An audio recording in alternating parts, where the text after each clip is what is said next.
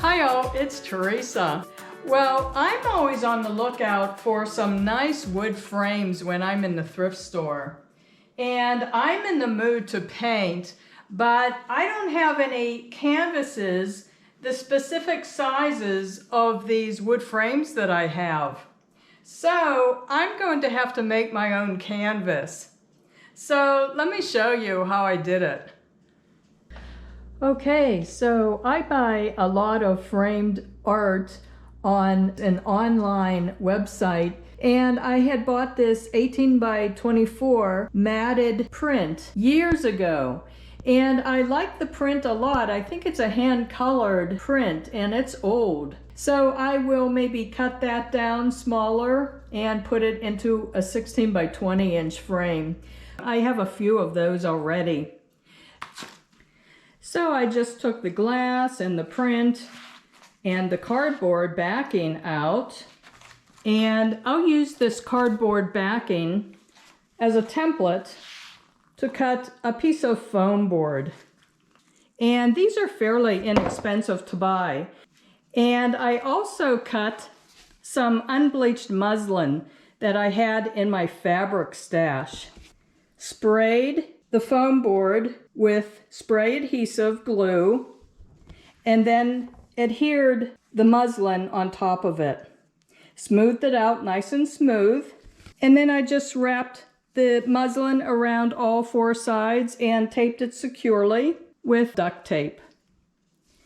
And so now I have a canvas board that I can use to do my painting, and I have a frame that will fit it. And here's the finished painting on the canvas that I made.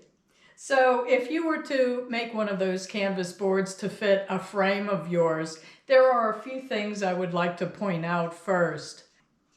That foam board was 3/16 of an inch thick, almost a 1/4 inch.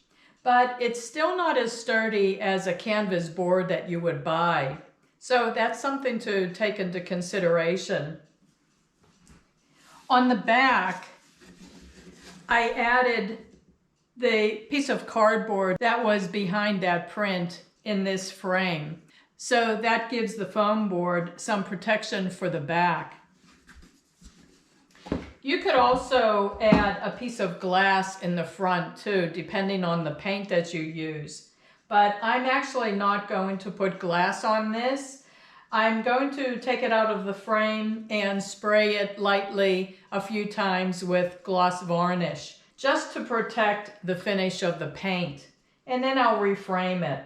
But you do have to be careful with this foam board that it doesn't accidentally get bent or pushed in or dented. And that's a consideration.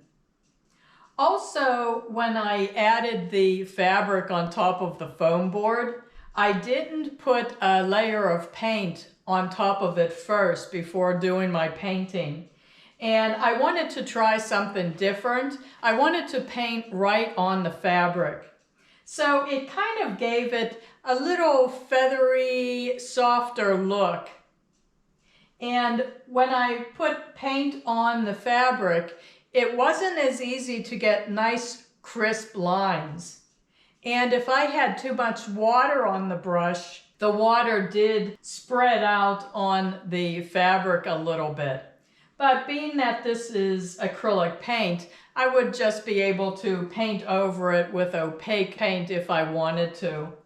I'm still happy with the way it turned out. So I did want to see what it was like to paint right on the fabric.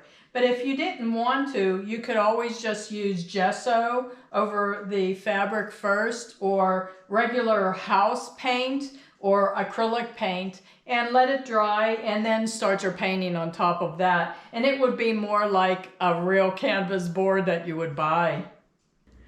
Another thing I wanted to mention is that when I was painting, the foam board, when it was drying, kind of curved. And it ended up not being a problem because when I went to frame it, it did lay flat. And the cardboard as a backing helped it too, helped straighten it out on the back. So I just wanted to mention all the things that were different painting on my homemade canvas board rather than one that I would buy. But I really did want to use this 18 by 24 inch frame because I love working at this larger size. And I only had 16 by 20 canvas boards on hand, and I just really wanted to get started. So that's why I made this canvas board for myself. So I hope this gives you some ideas of something that you can do if you have an odd-shaped frame or you just don't have a canvas board on hand and want to make your own. Then this is just one way to do it. And if you like this video, can I ask you to please give it a thumbs up? So thanks so much for watching. I really do appreciate the viewer support. Bye-bye.